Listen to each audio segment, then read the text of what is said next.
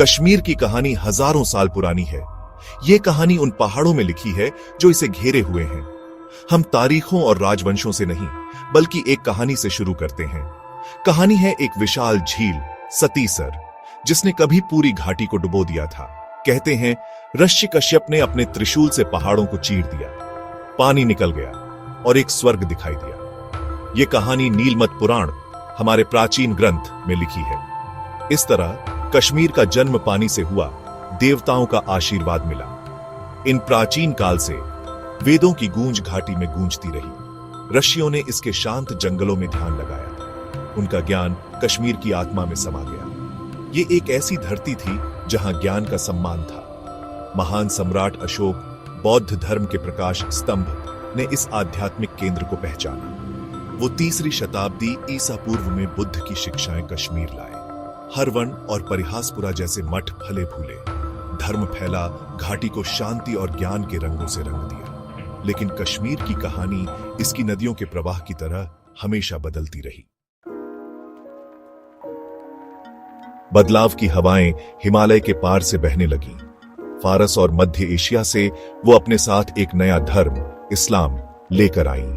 ये तलवार की धार पर नहीं, बल्कि सूफी संतों की मधुर सांसों पर आया। प्रेम और एकता के संदेश वाले इन संतों को कश्मीर के हृदय में उपजाऊ भूमि मिली।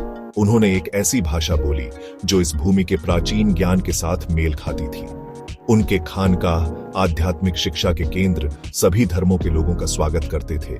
साथ ही सिल्क रोड जीवन से धड़क रहा था, व्यापारियों और उनके सामान को घाटी से ले जा रहा था।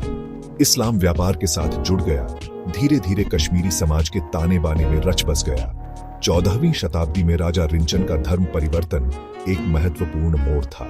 सत्ता का संतुलन बदल गया। कश्यप की प्राचीन भूमि अब एक मुस्लिम बहुल राज्य थी। हालांकि ये परिवर्तन हमेशा शांतिपूर्ण नहीं था। नए शासकों के आगमन में नए चैलेंजेस और दुख की बात है कि नए संघर्ष भी लाए।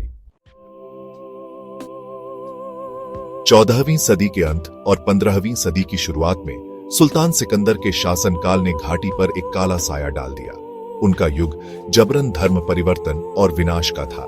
मंदिर, प्राचीन धर्म और कला के भंडार अपवित्र कर दिए गए। मार्तंड सूर्य मंदिर के भयानक खंडहर इस युग के प्रमाण हैं।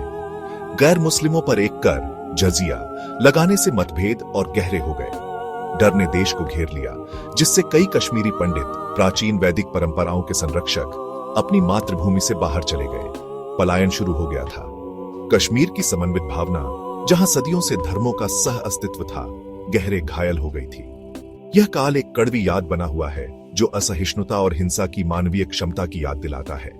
फिर भी ऐसी विप एडवर्सिटी के बावजूद लचीलेपन की भावना बनी रही और अप्रत्याशित तरीकों से अभिव्यक्ति पाई। उथल पुथल के बावजूद कश्मीर की आत्मा लचीली बनी रही। सूफी प्रभाव, जो आंतरिक अनुभव और सहिष्णुता पर जोर देता है, ने एक अमिट छाप छोड़ी। कश्मीरी इस्लाम एक अनोखे मिश्रण के रूप में विकसित हुआ, जिसने स्थानीय परंपराओं और मान्यताओं को आत्मसात किया। रोजमर्रा की जिंदगी में धर्मों के बीच की रेखाएं धुंधली हो गई। हिंदुओं और मुसलमानों दोनों द्वारा पूजनीय तीर्थ स्थल पूरे परिदृश्य में फैले हुए थे। कश्मीरी भाषा स्वयं एक पिघलने वाला बर्तन बन गई, जिसने संस्कृत, फारसी और अरबी से शब्दों को उधार लिया। यह समन्वयवाद आज भी हमारे द्वारा धारण किए गए उपनामों में स्पष्ट है।